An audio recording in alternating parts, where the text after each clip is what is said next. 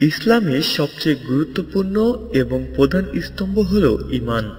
ঈমান ব্যতীত অন্য কোনো আমলের সামান্যতম মূল্য আল্লাহ তাআলার নিকট নেই। হাদিস শরীফে বর্ণিত আছে, কিয়ামত দিবসে তিনটি আদালত বসবে। এর প্রথমটি হবে ঈমান কুফরের আদালত। এই আদালতে কোনো সুপারিশ চলবে না। এই আদালতে যারা নাজাত পাবে তারা চিরস্থায়ী জাহান্নাম থেকে মুক্তি পাবে, আর যারা এই আদালতে মুক্তি পাবে না তারা চিরস্থায়ীভাবে জাহান্নামের আগুনে জ্বলতে থাকবে। এজন্য শরীয়তে ঈমান শিক্ষা করা ও তা অন্তরে দৃঢ় করার প্রতি জোর তাগিদ আসছে। সর্বপ্রথম ঈমান ও কুফর কি তা জানতে হবে। অতঃপর কোন কোন কথা ও কাজের দ্বারা মানুষের ঈমান চলে যায় তা জানতে হবে।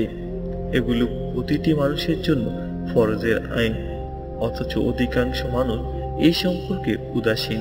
এমনকি ঈমান ও কুফরের মোটা মোটা মাসওয়ালা সম্পর্কে অধিকাংশ মানুষ বেখবর। কুফর এত মারাত্মক যে তা পিছনের সমস্ত আমলের বরবাদ করে দেয়।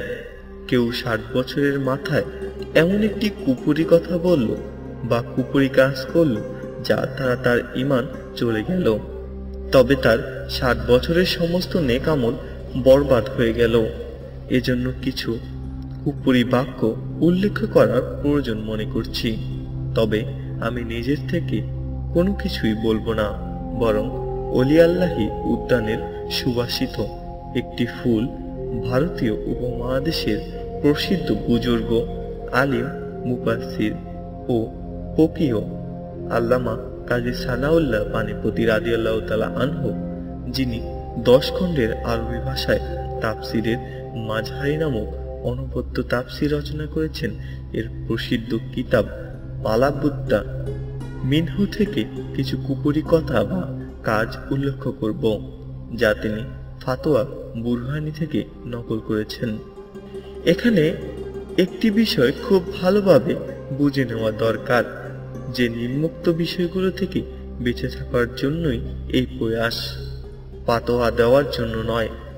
এমনকি কেউ নিম্নোক্ত কাজ করলে বা কথা বলল তাকে কাফির বলা যাবে না, বরং নির্ভরযোগ্য কোনো দুরুল ইফতার বিজ্ঞ মুক্তিয়ানের কেরামের শরণাপন্ন হতে হবে।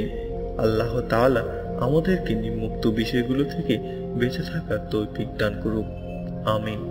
মাসালা।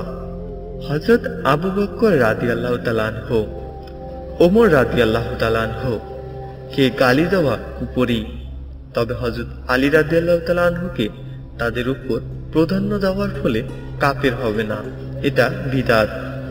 মাসালা। আল্লাহ তাআলার দিদার বা দর্শনকে অসম্ভব মনে করলে কাফির হয়ে যাবে, কারণ এটা একটি দলিল দ্বারা প্রমাণিত, তবে তার ধরন সম্পর্কে তিনি জ্ঞাত। মাসালা। আল্লাহকে সৃষ্টির ন্যায় ও হাত পা বিশিষ্ট মনে করা কুফরি। কেউ যদি স্বেচ্ছায় কুফরি শব্দ মুখে এনে কিন্তু তা কুফরি শব্দ কিনা তা জানে না, এক্ষেত্রে অধিকাংশ আলেমের মতে সে কুফরি হয়ে যাবে। না জানার কারণে সে মজুর গণ্য হবে না। তবে যদি অনিচ্ছা সত্ত্বে ও মুখে থেকে বেরিয়ে আসে তাহলে কাফির হবে না। যদি কেউ অনেক বিলম্ব হলেও কুফরির ইচ্ছা করে তবে তৎক্ষণাৎ সে কুফরি হয়ে যাবে। মাসালা।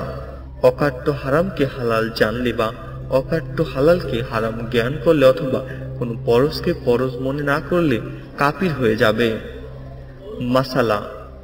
কেউ যদি মৃত ব্যক্তির গোশত বিক্রিকালে বলে যে মৃত ব্যক্তির গোশত নয় হালাল প্রাণী, তাহলে কুফরি হবে না। মাসালা। কেউ যদি বলে আল্লাহকে ভয় করো না, সে উত্তরে বলল না, তাহলে কাফির হয়ে যাবে। হযরত মুহাম্মদ ইবনে ফুজাইল রাদিয়াল্লাহু তাআলা আনহুর মতে যে ব্যক্তি গুনাহে লিপ্ত থাকাকালে এরূপ বলে তাহলে কাফির হবে, অথবা নয়। মাসালা।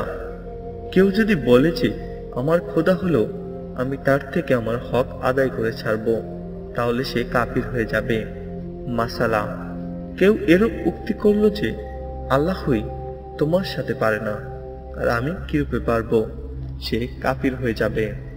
মাসালা, যদি কেউ বলে আমার উপরে আছেন আল্লাহ, নিচে আপনি, তবে সে কাফির হয়ে যাবে।